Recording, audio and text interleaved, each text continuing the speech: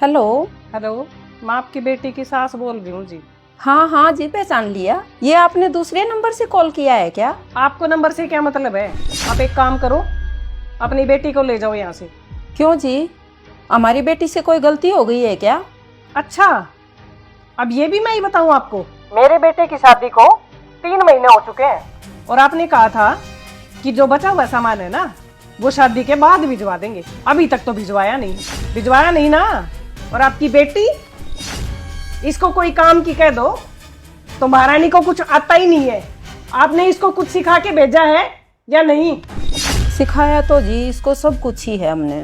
वो सोना जी 75,000 पार हो चुका है और इतना जी हमारा बजट नहीं है। वो 3 तोले की जगह पे अगर 1 तोले की चैन बनवा दे जमाई जी की। शादी में तो जी आपको पता ही है, ज्यादा खर्चा हो गया था। हाँ, जमाई दिखता है, वो भी 1 तोले में। और मैंने जो कानों के झुमके बोले थे उनका कोई जिक्र ही नहीं है। देखो जी, ऐसा है, शादी को 3 महीने पूरे हो चुके हैं और आपने अभी तक हमारी कोई डिमांड पूरी नहीं की है। तो हम ना ऐसा करते हैं, डिवोर्स पेपर भिजवा देते हैं और आप अपनी बेटी को ले जाओ यहाँ। परवीन बेटा। हाँ मम्मी। वो डिवोर्स वाले पेपर ले आ। पेपर? ठीक है मम्मी, अभी ला। साइन यही करवा लेते हैं। जी डाइवोर्स? सरकारी अफसर है बेटा मेरा। अकेली सुंदरता से क्या होता है, अकल भी होनी चाहिए, जो कि आपकी बेटी में है ही नहीं। लो मम्मी, ले आया। अरे मुझे क्यों दे रहा है, इसको दे, साइन करवा ले इसके और भेज इसको इसके घर। ठीक है मम्मी। सरकारी अफसर है बेटा मेरा, आधी रात को कर दूं रिश्ता दूसरा। जी आप मेरी बेटी के साथ ऐसा मत करो जी, हम तो जी बर्बाद ही हो जाएंगे। हम गरीब आदमी हैं जी। और देखो जी, हमारे से जितना बन पड़ा हमने उससे ज्यादा ही किया है। तुम गरीब हो तो हमें क्यों गरीब बना रहे हो? पता ही है ना, रिश्ता तो हमेशा बराबरी वालों में होता है। और तुमने जब रिश्ता किया था तो उस टाइम कहा था कि सारी डिमांड पूरी करेंगे हम तुम्हारी। अब क्या हो गया?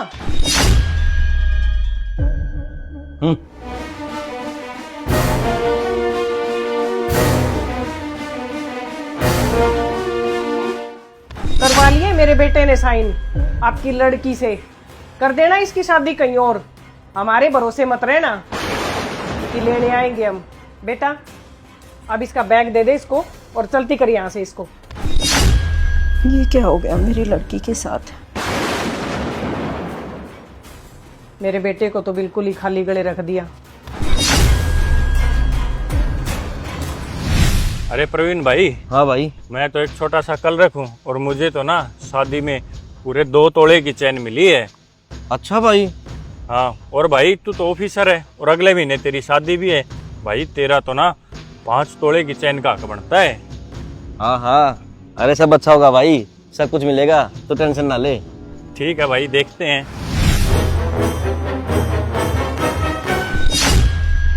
तू मेरे घर से निकल, भूखे नंगे घर की कहाँ से मेरे पल्ले पड़ गई। चल, मेरा तेरा पढ़ा लिखा होने का क्या फायदा जब मेरी तो तक डिमांडें पूरी ना हो सकती।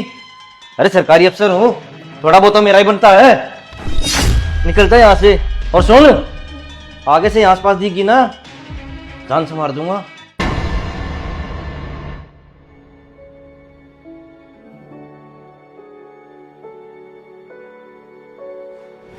बेटी हमने तेरा रिश्ता ना अच्छे घर में कर दिया है और तू टेंशन मत ले, तू वहाँ बहुत अच्छे से रहेगी।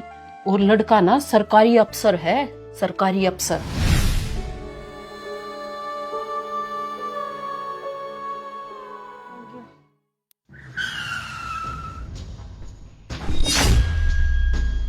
अरे तुझे दिखाई नहीं दे रहा क्या? गाड़ी के नीचे आएगी क्या?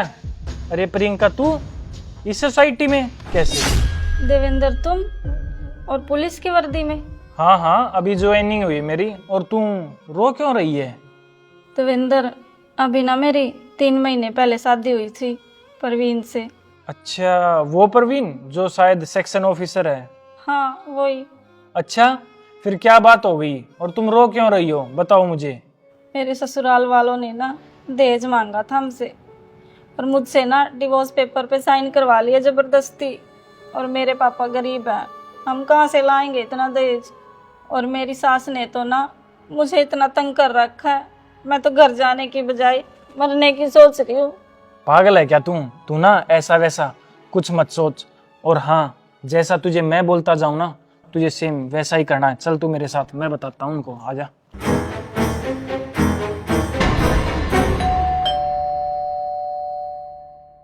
हाँ जी, कौन?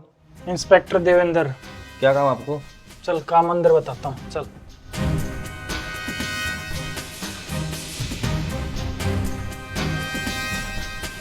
हाँ तो माता जी, आपको दहेज चाहिए, 3 तोले की चैन, कानों के बाड़े और भी बहुत कुछ जो आपने मांगा था। हाँ तो बेटा फिर क्या हो गया? शादी से पहले जो इसके पापा से बात हुई थी, शगुन के तौर पे ये सामान तो देना ही था उन्होंने, दहेज थोड़े ना है ये। अच्छा, तो ये दहेज नहीं है। प्रियंका, एक काम कर, एक पेन कॉपी ला और लिख। बैठ और लिख। मेरी सास ने मेरे से दहेज मांगा और मुझे मारा पीटा, और मेरे हस्बैंड ने उनका साथ दिया, और साथ ही साथ दोनों ने मुझे जलाने की कोशिश की। लिख। और जो घर के सारे सदस्य हैं उन्होंने बुरा बर्ताव किया और मेंटली टॉर्चर किया। लिख। बेटा बेटा जाने दो ना इन बातों को। आपको तो कहाँ पता होगा, दहेज लेना और देना दोनों ही जुर्म है। आपको पता है, दहेज में ना 7 साल की सजा होती है, और जो आपने इसको मारा पीटा और जो इसके शरीर पे निशान है ना, उसमें 14 साल की सजा है। आपको ना चैन तो मिलेगी, फिर सोने की नहीं मिलेगी। वो ना जो सलाखों के पीछे मिलती है, वो लोहे की चैन जिससे कैदी को बांधते हैं, वो मिलेगी आपको। फिर आराम से चैन चैन खेलना। अरे बेटा बेटा ऐसे मत करो ना। अरे सर, क्यों बदनामी कर रहे हो? यहीं पे कुछ ले दे के सेटलमेंट कर लो ना। अच्छा, रिश्वत? तुम तो खुद सरकारी अफसर हो, तुम्हें तो पता है रिश्वत लेना और देना दोनों ही कानूनी अपराध हैं। और जो तुम ये सारी बातें बोल रहे हो ना, इसकी माइक रिकॉर्डिंग हो रही है। तुम तो ना कम से कम 8-10 साल तो जरूर अंदर जाओगे। अरे बेटा बुरे फंसे आज तो। मम्मी, दहेज का क्या करोगी? अगर जेल चले गए तो यहीं पर अपनी बहू से माफ़ी मांग लो, सारा मामला सेटल हो जाएगा यहीं।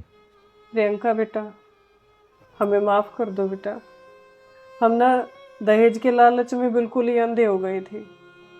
उसके आगे हमें कुछ ना दिखाई नहीं दे रहा था। अगर आपको माफ़ी मांगनी है ना मम्मी, तो मेरी मम्मी से माफ़ी मांगो, मुझसे नहीं, जिसका आप लोगों ने दिल दुखाया है। लो लो बेटा, अभी माफी मांग लेती हूँ मैं उनसे। अभी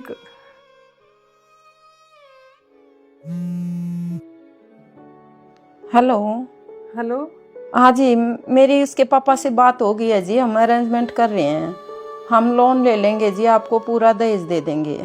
नहीं नहीं जी, हमें दहेज नहीं चाहिए जी। आपकी बेटी तो इतनी गुणकारी है, हमने तो जी ऐसे ही बोल दिया था जी, हमें दहेज नहीं चाहिए जी। सॉरी जी, हमारी अगर किसी बात का आपको बुरा लगा हो तो जी सॉरी जी।